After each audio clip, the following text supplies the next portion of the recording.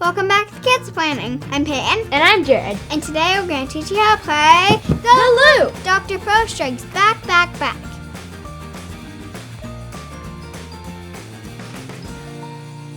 In The Loop from Pandasaurus Games, you're a group of time agents trying to stop Dr. Faux before he destroys space-time. During the game, you'll be working together to fight Dr. Faux and his clones, trying to complete missions before he creates enough vortexes to damage the fabric of space-time beyond repair. To set up the game, lay out the board and put the time machine in the middle. Then put 7 random mission tiles face down around the outside of the board.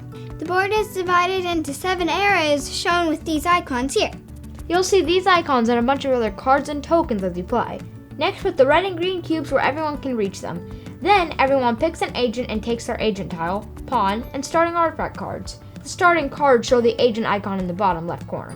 Put your pawn in the origin arrow shown on the bottom of your agent tile, which is this icon here, and that matches up with this icon on the board. Next, put the clone tokens in the bag. Then lay out the HQ board and put the shuffled artifact cards face down in the top left space. But make sure you don't have any agent starting cards in that deck. Next, pick a game mode tile and put it in the middle of the board.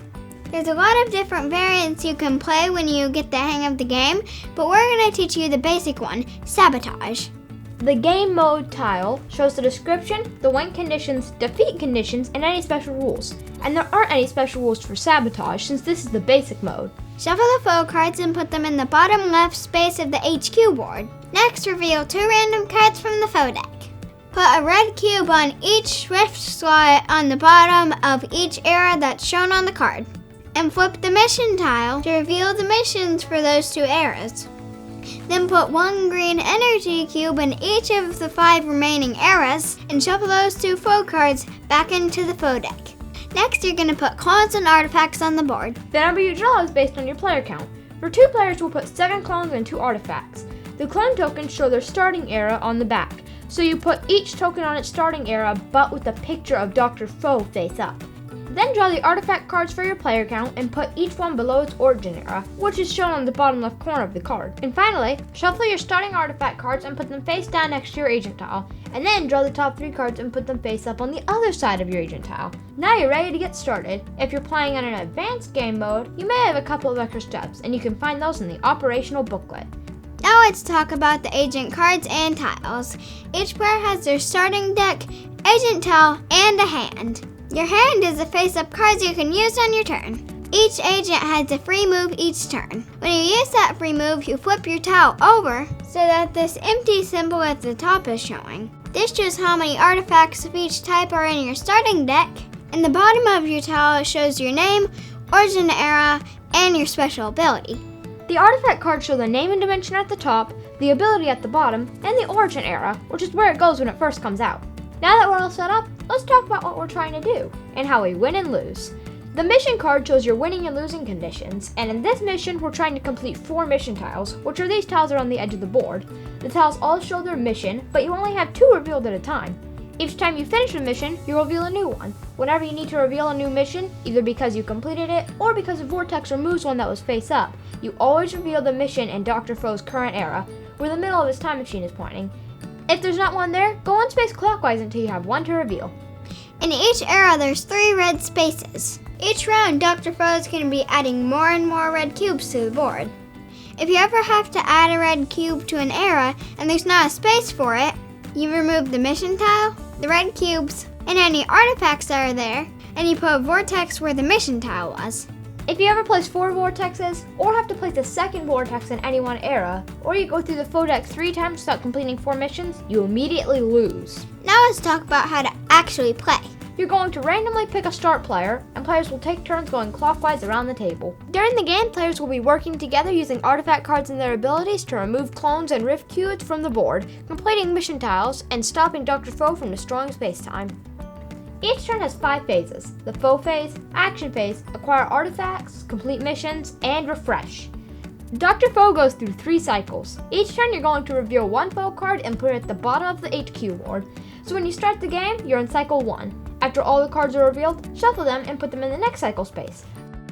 In the Faux Phase, first you add clones and reveal an artifact. What you add is based on the current cycle and it's shown on the HQ board. So since we're in Cycle 1, we add 1 cone and 1 artifact. In Cycle 2, you add 2 cones, and in Cycle 3, you add 3 cones. To add a cone, randomly draw it from the bag and put it on its starting era, which is the icon on the back. Then reveal an artifact card and put it at the arrow shown at the bottom of the card. Next, reveal 1 faux card, put it in line at the bottom of the HQ board, and then resolve its effect. Rotate the time machine so that the center chute is facing the arrow shown on the card. Then you're going to drop 2 red cubes, plus 1 cube for each cone in that era. So I've dropped 2 cubes plus 1, 2. So we're going to drop 4 cubes into the time machine. Wherever the cubes come out, put them in the red rift slots in that era. So I put this cube here, these 2 cubes right here. Remember, if you ever have a cube to place but there's not a space for it, you remove the mission there and put a vortex tile in its place. The red cubes can fold back up in future turns. And remember, if you ever place a 4th vortex or a 2nd vortex in the same space, the game is over. Next is the action phase. The actions you can do on your turn are move, use an artifact, or do a loop. And you can do them as many times as you want and in any order until you decide to stop or don't have the resources to do an action. But if you start an action, you have to completely resolve it before you can start a new one. A lot of actions require you to use green energy cubes.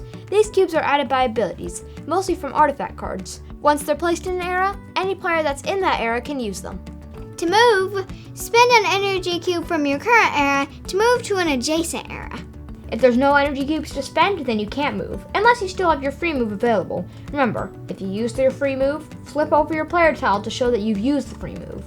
To use an artifact, use the ability on one of the face-up artifacts in front of you, then turn it sideways to show that it's been used. So my super underwear card right here lets me remove 1 red cube from my era, which is my current era. So since I'm right here, I can remove 1 red cube. So I'll use the super underwear and I turn it sideways to show that it's been used and put the red cube right there.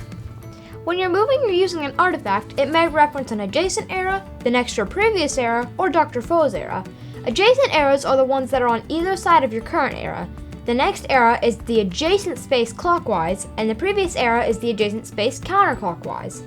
And Dr. Foe's era is the era that the center chute of Dr. Foe's time machine is pointing at. And the last thing you can do is a loop, which is where you spend energy to reset cards that have already been used so you can use them again. The first loop you do on your turn costs 1 energy, and if you do a second, that costs 2, and if you do a third, that costs 3, and so on. To do a loop, spend energy cubes from your current era and then reset all of the cards of one type in your hand, except black holes. Black hole cards have this icon and can't be reset. They can only be used once per turn, but any of the other 3 types of cards can be reset with a loop. And remember, each loop only resets one type of card. At the beginning of each turn, Dr. Foe will add more and more clones, and you want to get rid of clones, because they cause problems, mostly just putting out more and more red cubes.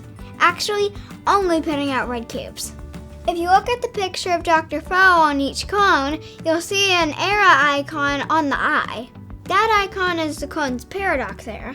As soon as that clone moves to its paradox era, you put it back in the bag.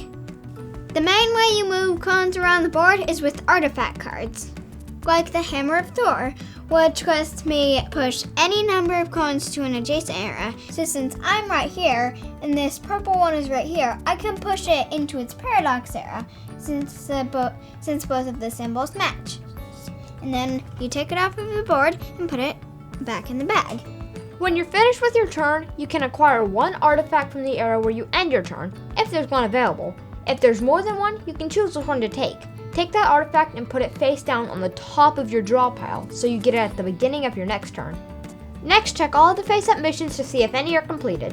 The missions tell you exactly what to do to complete them, and you track your progress by putting cubes in the spaces. So for this mission, it says to remove 1 red cube from 7 different eras. So if I removed a cube from the green era, I'd put the cube here to track my progress. Once all of the spaces are filled, the mission is complete. Remove the tile and put it next to the HQ board to track your completed missions. When you complete a mission, every player gets a reward. Reveal 1 card per player from the artifact deck, plus 1 extra card. Everyone gets to pick 1 card to add to their deck, then put the remaining cards in the discard area of the HQ board. If an action ever tells you to destroy a card, this is where it goes. And finally, refresh your player. If you've used your free move, flip your player tile back over so the charged icon is showing. Then put all of the artifacts in your hand in the discard pile, even if you didn't use all of them. Then everyone draws back up to 3 cards in their hand, and the next player starts their turn. If there's no cards left in the faux deck at the end of a turn, shuffle all 7 cards and put them in the next space on the cycle track. If there's not a next space, meaning you just completed the 3rd cycle and you haven't completed 4 missions, the game is over. And one note on the faux cards, there's 7 cards and 7 eras, so 1 card per era, so you need to pay attention to which faux cards have already come out. Because if a mission tells you to do something in Dr. Fo's current era, and that era has already been revealed in the faux deck, he won't go back to that era again until the next cycle. So you can use this information as a team to plan your next moves. So on each turn, you're going to do the faux phase, where you'll reveal clones and artifacts and resolve a faux card. Then you're going to do the action phase, where you can move, use artifacts, and do loops to reset your cards. And you'll be doing all of this to try to complete missions. Then you can take an artifact from the space where you end your turn, check to see if any missions are completed, and then refresh your player. Then it's the next player's turn. If Dr. Fo ever gets 4 vortexes or 2 vortexes in the same space, or finishes his 3rd cycle, you lose. But if you can complete 4 missions before he does any of that, then you win. Once you have a handle on the sabotage mode, be sure to try out the advanced modes. And that's the loop. If you have any questions or if you have a game you want us to teach, leave us a comment. Thanks for watching. And be sure to subscribe right here. Watch some of our other videos over here. See you later. Bye!